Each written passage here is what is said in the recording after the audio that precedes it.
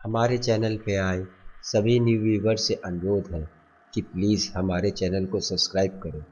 इससे हमारा मॉरल बढ़ेगा और आपका हॉरर। दोस्तों, आपने भूत प्रेत पिशाच पिशाचनी इसके बारे में तो बहुत कुछ सुना होगा, पर आज मैं आपको जो कहानियाँ बताने जा रहा हूँ वो कहानियाँ हैं छलावे की। छलावा ये ना तो भूत होता है ना आत्मा होती है। ये एक बुरी ताकत होती है जिनको लोगों को डराने में मज़ा आती है। ये किसी का भी रूप ले सकते हैं, साथ में ये किसी भी इंसान को भ्रम में भी डाल सकते हैं। इनकी सबसे बड़ी कमज़ोरी ये होती है, ये किसी का रूप ज़्यादा समय के लिए नहीं ले सकते। और दूसरी कमज़ोरी, ये किसी की आंखों में आंखें डाल के बात नहीं कर सकते। आइए सुनते हैं ऐसी अद्भुत, अजीब और रहस्यमय कहानियाँ। मेरी पहली कहानी मेरे एक दोस्त ने बताई थी, जो आज भी उसके गांव में प्रचलित है। आइए सुनते हैं अपने दोस्त की जुबानी वो कहानी। ये कहानी मेरे गांव की है। मेरे बड़े बुजुर्ग मुझे अक्सर सुनाते हैं। ये कहानी करीब 20 से 25 साल पहले की है। तब हमारे गांव में एक बिरजू नाम के काका रहते थे। बहुत ही शांत स्वभाव के थे और अपने काम से काम रखते थे। हमारे गांव के पास ही एक जंगल था।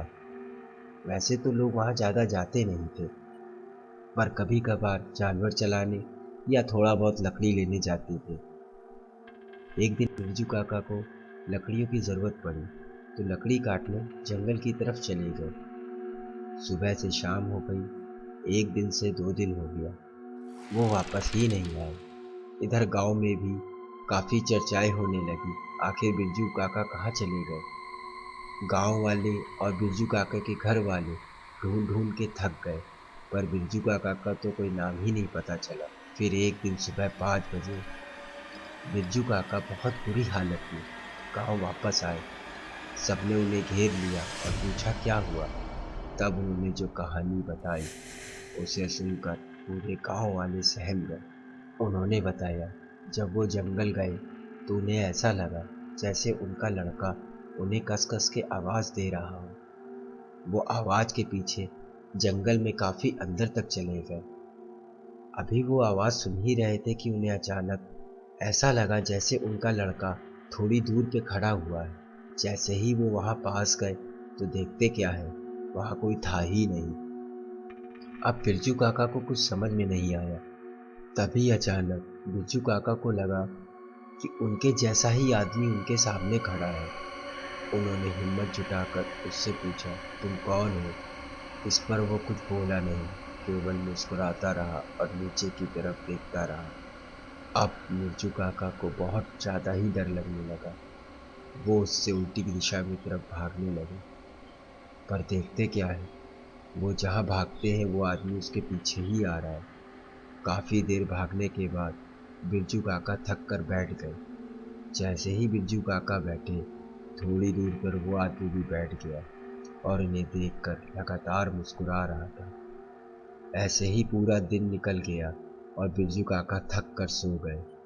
सुबह जब उनकी नींद खुली तो देखते क्या है, उनका लड़का और उनकी माँ मरे पड़े हैं और वो आदमी सामने खड़े मुस्कुरा रहा है। बिरजू काका इतना डर गए कि उन्होंने भागना शुरू कर दिया और भागते भागते वो काफ़ी दूर निकल आए।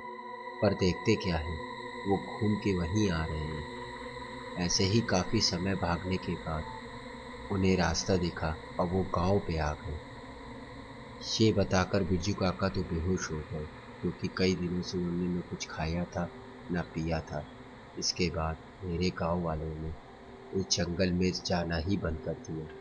वहाँ पे एक तांत्रिक आया, उसने बताया यहाँ एक छलावा लगता है जो लोगों को ऐसे ही परेशान करता है। आज भी मेरे गांव में उस जंगल में कोई भी नहीं जाता। दोस्तों, ये थी मेरी पहली कहानी। आशा करता हूँ आपको अच्छी लगी होगी। दूसरी कहानी मेरा स्वयं का एक्सपीरियंस है, जिसको मैं एक्सप्लेन करने जा रहा हूँ। वैसे तो मुझे आत्माओं प्रेतों के बारे में ज़्यादा कुछ नहीं पता, पर हाँ, मेरे साथ कुछ ऐसा घटना हुई जिसे सोच कर भी आज भी मेरे रोंगटे खड़े हो जाते हैं। बात कुछ समय पहले की है, जब मैं पढ़ाई करता था। बाहर रहने के कारण मुझे वहाँ रूम किराए पे देना पड़ा। एक मकान मिला, मकान बहुत अच्छा था और सबसे बड़ी बात, मकान पूरा खाली था। पर मुझे इससे क्या था, सबसे ऊपर के फ्लोर में मैंने एक कमरा ले लिया। वो कमरा पूरा सेपरेट था और बहुत ही कम पैसे में था। गौर करने की बात यह है, जब मैं घर के अंदर गया तो मैंने देखा हर चौखट पर अल्लाह की आयतें लगी हैं। मुझे ये बात समझ में नहीं आई। मैंने एक बार मकान मालिक से पूछा तो उन्होंने बोला अल्लाह की रहमत रहे इसके लिए लगाई है। मुझे लगा बात सही होगी। खैर बात आई गई हो गई और मैं वहाँ रहने लगा। करीब एक महीना बीता होगा। एक दिन रात को अचानक मेरे साथ जो मेरा दोस्त रहता था वो आया नहीं था और मैं कंप्यूटर पे कुछ मूवीज देखकर अपना समय काट रहा था। अचानक मुझे ऐसा लगा जैसे किसी ने मेरा नाम पुकारा।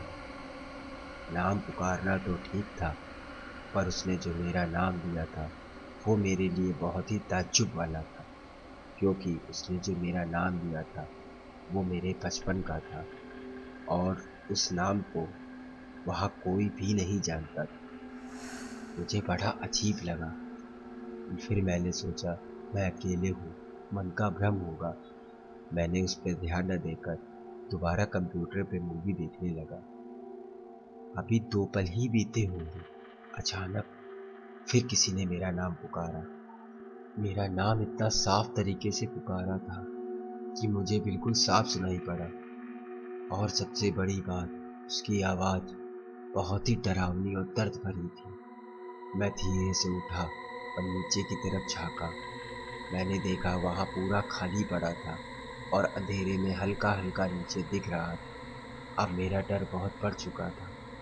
मैं जैसे ही वापस अपने कमरे में आया, तुरंत मुझे फिर से मेरे वही नाम की आवाज़ सुनाई पड़ी। मैं तुरंत भागते हुए उस घर से बाहर आकर बगल की एक दुकान में बैठा रहा और जब तक मेरा दोस्त आया नहीं, मैं वहाँ अंदर नहीं गया। खैर मैंने अपने दोस्त को कोई बात भी नहीं बताई, बस रात को सो गया।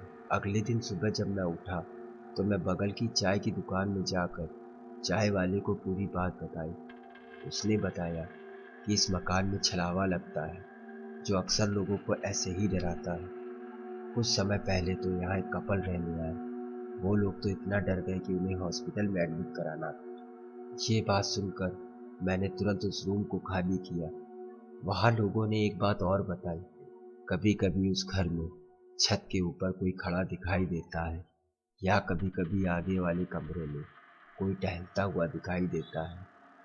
खैर मैंने वो कमरा खाली किया, पर आज भी मैं जब भी उधर से गुजरता हूँ वो मकान मुझे आज भी वैसे ही खाली दिखाई देता है।